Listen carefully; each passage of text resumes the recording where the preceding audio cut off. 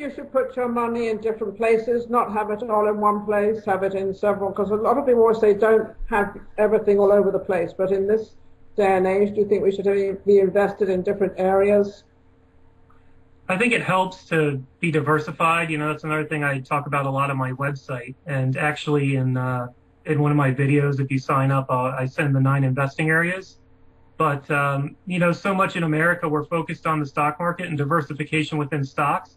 But, you know, real diversification goes outside other areas into real estate, commodities, currencies. You know, you can invest in a lot of areas. So I think it's important to be diversified in a lot of areas, because if the stock market goes down, a currency might be going up. If real estate's going down, the stock market might go up. You know, a lot of the horror stories I hear with people, even the Madoff thing, or, you know, you can watch American Greed on CNBC or something. I always get a kick out of that show.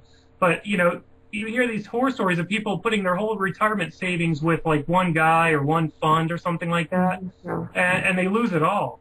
And I mean, that's what diversification, you know, across many areas really protects you against. You know, a lot of people lost money with Bernie Madoff and those type of things, or Enron, for example.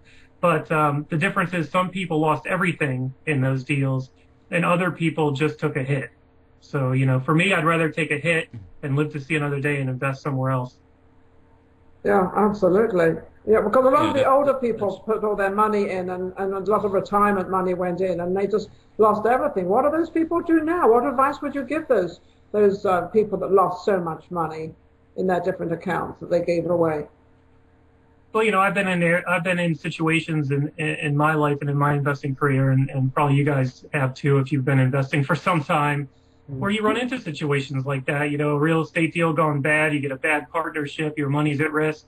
I mean, it happens. It's a learning experience. You know, I think a lot of times we, you know, beat ourselves up about making mistakes.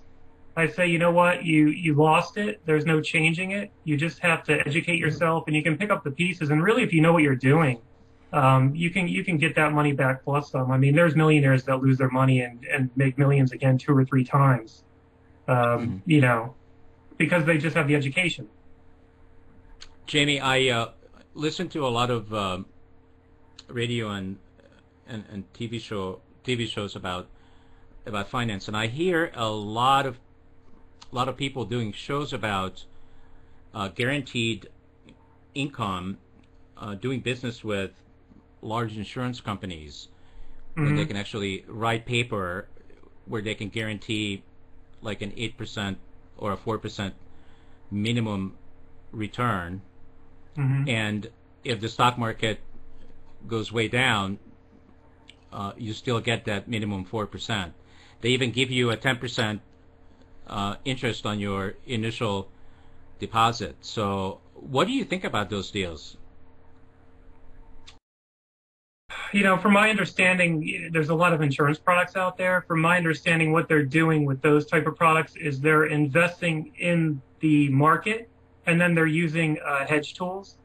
They're basically shorting or buying options against the market in case it goes down, so they're trying to guarantee it.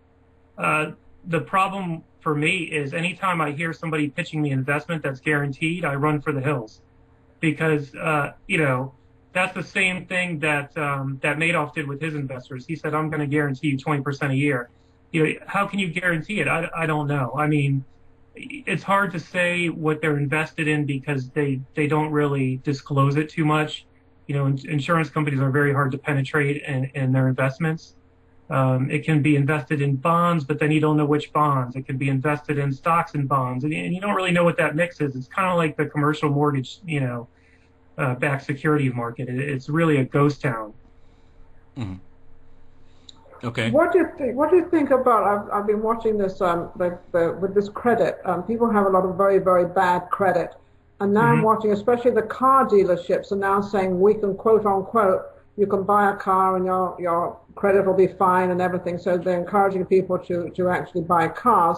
What exactly are they doing? They're making the interest higher, or how are they doing that?